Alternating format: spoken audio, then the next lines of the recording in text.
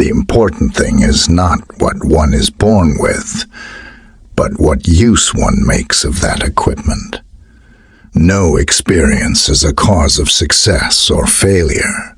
We do not suffer from the shock of our experiences, so-called trauma, but we make out of them just what suits our purposes. Meanings are not determined by situations, but we determine ourselves by the meanings we give to situations. It is always easier to fight for one's principles than to live up to them. The only normal people are the ones you don't know very well. War is not the continuation of politics with different means.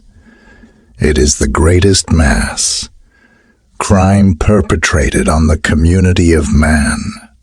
My difficulties belong to me. A simple rule in dealing with those who are hard to get along with is to remember that this person is striving to assert his superiority, and you must deal with him from that point of view. Every therapeutic cure, and still more, any awkward attempt to show the patient the truth, tears him from the cradle of his freedom, from responsibility, and must therefore reckon with the most vehement resistance. A lie would have no sense unless the truth were felt dangerous.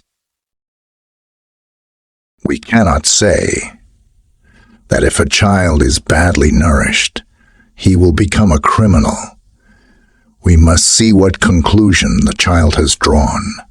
The educator must believe in the potential power of his pupil, and he must employ all his art in seeking to bring his pupil to experience this power. We must interpret a bad temper as a sign of inferiority. There is a law that man should love his neighbor as himself. In a few hundred years, it should be as natural to mankind as breathing or the upright gait. But if he does not learn it, he must perish.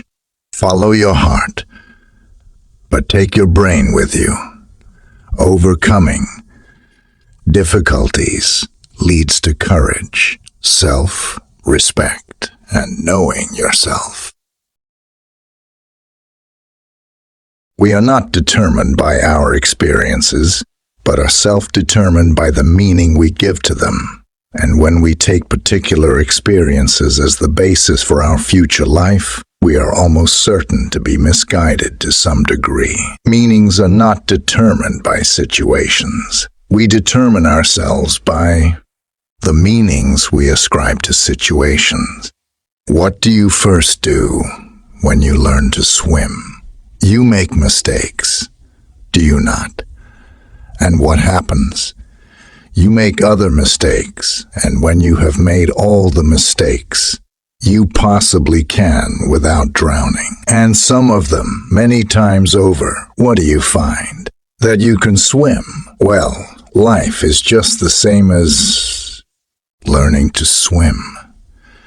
Do not be afraid of making mistakes, for there is no other way of learning how to live. It is very obvious that we are not influenced by facts, but by our interpretation of the facts. The striving for significance, this sense of yearning, always points out to us that all psychological phenomena contain a movement that starts from a feeling of inferiority and reach upward. The theory of individual psychological compensation states that the stronger the feeling of psychological compensation states that the stronger the feeling of inferiority, the higher the goal for personal power.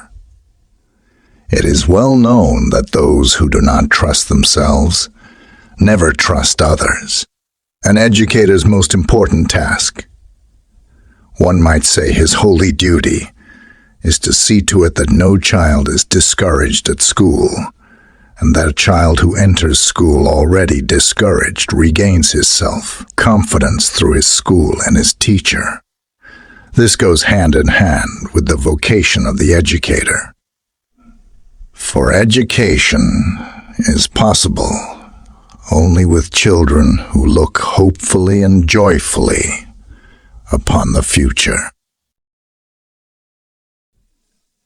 Courage is not an ability one either possesses or lacks. Courage is the willingness to engage in a risk-taking behavior regardless of whether the consequences are unknown or possibly adverse. We are capable of courageous behavior, provided we are willing to engage in it, given that life offers few guarantees. All living requires risk-taking. Trust-only movement. Life happens at the level of events, not of words. Trust movement. It is the individual who is not interested in his fellow men who has the greatest difficulties in life and provides the greatest injury to others. It is from among such individuals that all human failures spring. The chief danger in life is that you may take too many precautions. Every pampered child becomes a hated child. There is no greater evil than the pampering of children. Men of genius are admired.